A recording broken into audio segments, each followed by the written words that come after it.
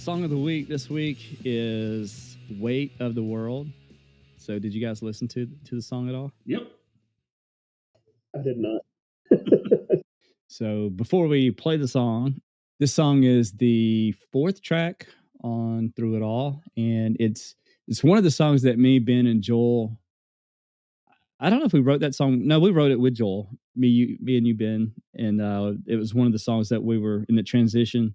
I think this was the first song that we wrote in our little transition from Chrome Donuts to whatever to Jeremiah's Grotto, and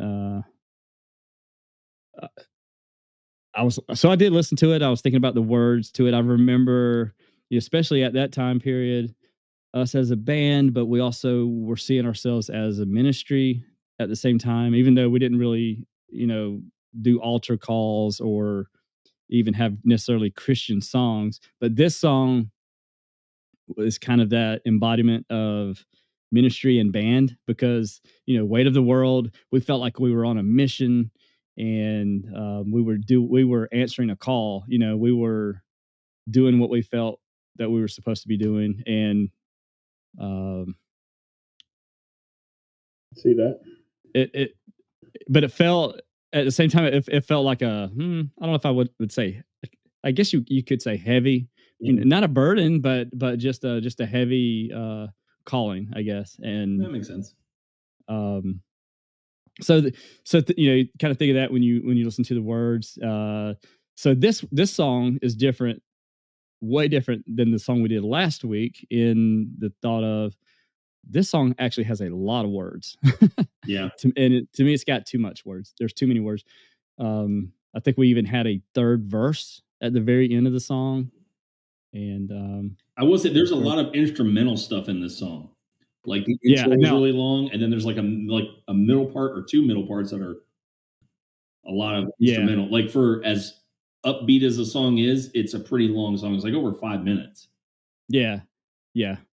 Now I do really like this song. It's one of my favorite songs that we have. Yeah.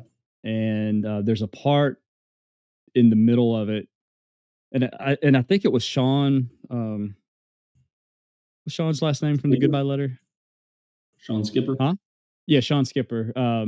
It was Sean Skipper. I think it was when we were on tour with the Goodbye Letter. We were just listening to that song, and I'd never heard anybody say this word before about a part of a song, but there's a part that he calls the victory. Have you ever heard that term? Yes. In a song? Yeah. Right. So he said that's the victory, and I'd never heard that term before, but it's the when it breaks it down that it's a really good. It makes to me that part makes this song, so yeah. But yeah, this is one of the first songs that, of course, me and Ben started together. But then we finished the song with you, Chris, and we added some things once we all four got together with this. And at the time, it was different for us because we were doing some things that we didn't normally do. Because in Chrome Donuts, we only had just one guitar player. I know a couple of times Ben played guitar at the beginning, but when we ended up going to a 3-piece at one time, it's kind of hard to do certain things with one guitar. And so, but with this, there was some different things that we got to do and play around with. So that was fun. Yeah. I don't remember having much input as far as like writing songs. And most of the time, anything that I did contribute, it was like you, David, had an idea or something like, well, what about this? And it was just like piecing things together here and there. Yeah. I don't think I ever came to you and said, hey, this is good for a song. Like you always had an idea, and I was like, I don't know, maybe helping you compile your thoughts more or less than I was. Yeah. But I like that process. Yeah. Just wrangling in your thoughts.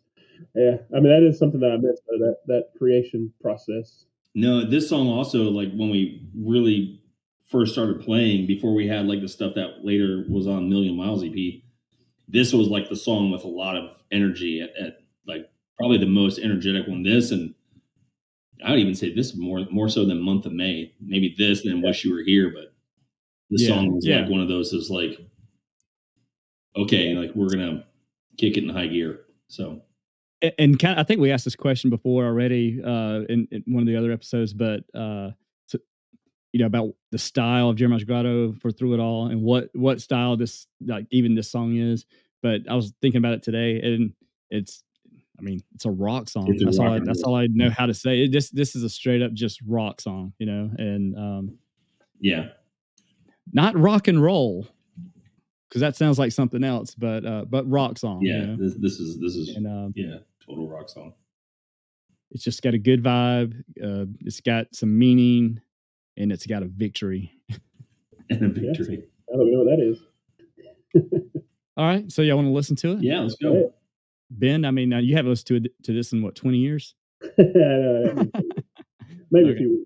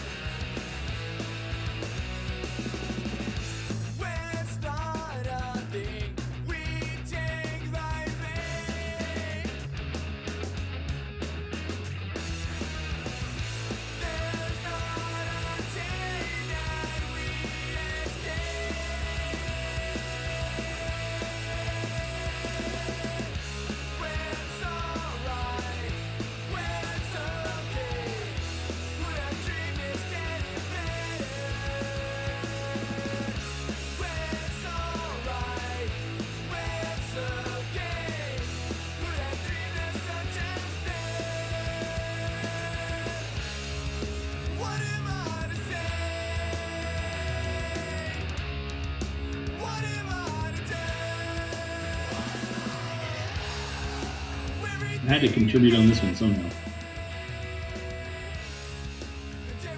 I think I screamed one more time towards the end.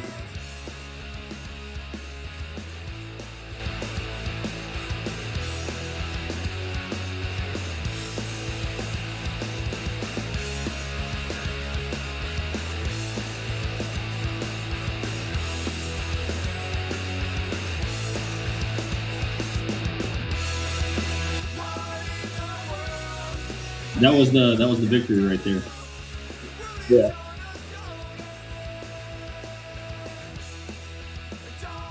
Ben, you were the high harmony, right? Yeah. Like the one that didn't match or at all. Right. So that was a fun song. The fun song to sing on, probably because it was comfortable. Is that you, Ben, on the harmony? On the recording, I don't know who if it was kept any of it or not. I did a little, but we were not even at the studio when y'all did vocals much. So on the album, I don't know who was doing it, but live I did a lot. Yeah. Now I remember there was a guy that Matt Goldman knew. I don't know the guy's name.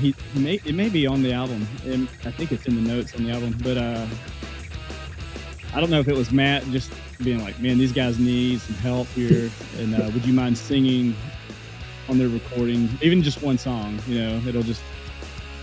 He came in, I think, even just one take, I believe, and he did a couple songs. I don't remember what other song yet that he did. He was the singer from the band Annie.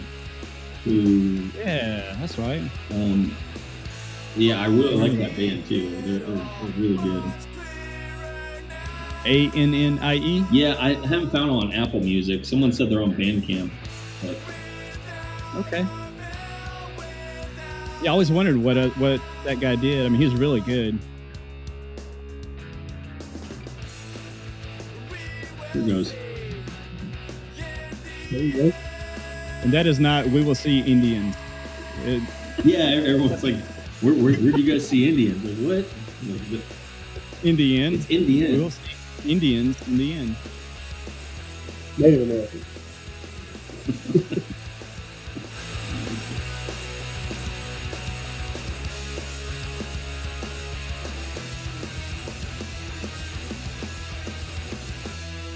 I never thought that before. Now every time I hear the song, I'm going to hear Indians at the end of it.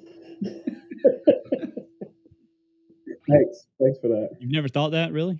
No. Wow.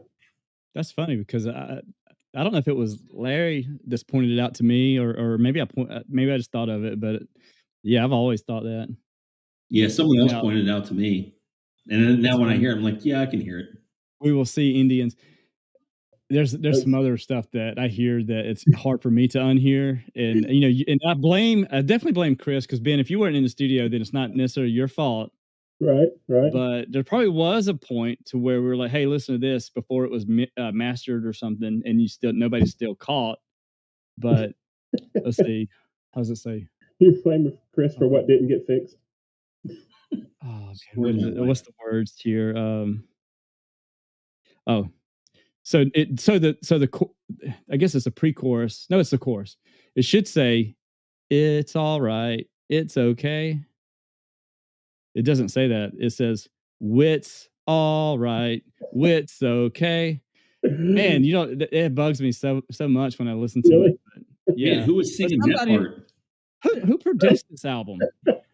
Wasn't it self-produced? I think so. I mean, we didn't really have a producer outside, so I don't know if we knew what a producer really was. No, we did not. Do you? I don't even know if I know now. My idea of it is someone who comes in and tells you how to do your stuff, so it sounds good. Yeah. Somebody just say, nope, it's not. It's supposed to be. It's all right. It's okay. It's that's with an I, not that WH sound that. Yeah. Quits. Not. Yeah.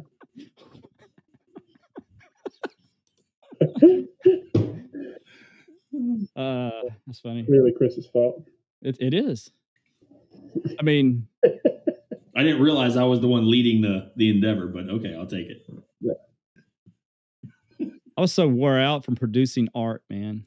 Yeah. I was producing a hit, and it would have been okay. I mean, I pull me to the side and say, "Hey, you need to redo that." I don't. David, spell it. I mean, I don't talk that way. I don't think I do. Well, not anymore. Not after that album. Yeah. You're not the first person it's happened to. You think somebody somewhere would have pulled somebody aside and goes, "It sounds like you're saying, 'Hold me closer, Tony Danza,'" when you sing that part. Exactly. I think at that time though, they probably would have been like, "Who's Tony Danza?" You never know. Well, that's what I hear. Man, so far, we've done Always in Me. Of course, we did the Matter, Conclusion of the Matter, but Always in Me, and then What Can I Do? And now Weight of the World.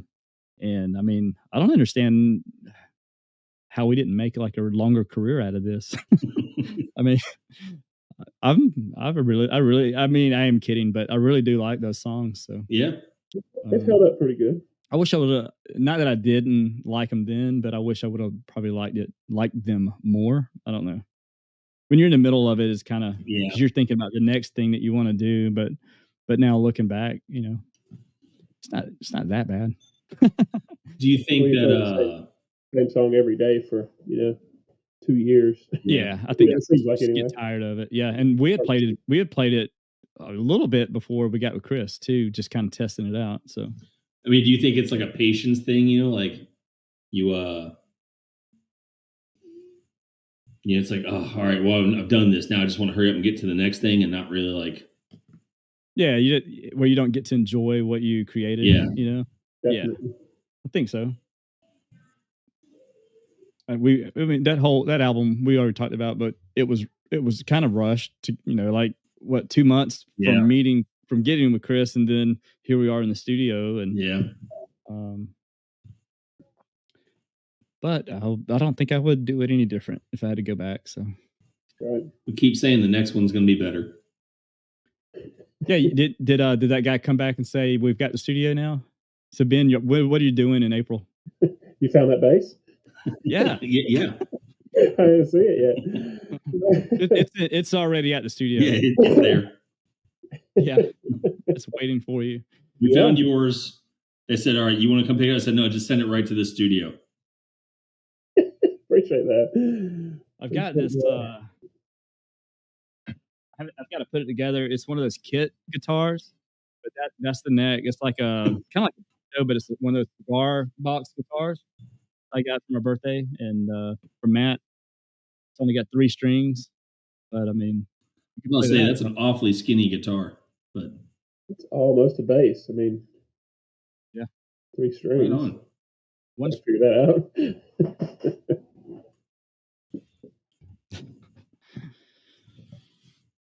Definitely some flutophone on the next album too. You ever played a flutophone? Flutophone? Yeah. Oh Lord, we have a flutophone in the house. It's one of those. Break us off some. What is it? Yeah. Let's hear it. Is this like some old person thing? It's actually a young person thing. It's I bought the girls. They wanted one, so I bought me, Faith, and the girls one. But it's like in the key of C. That sounded really weird. There we go.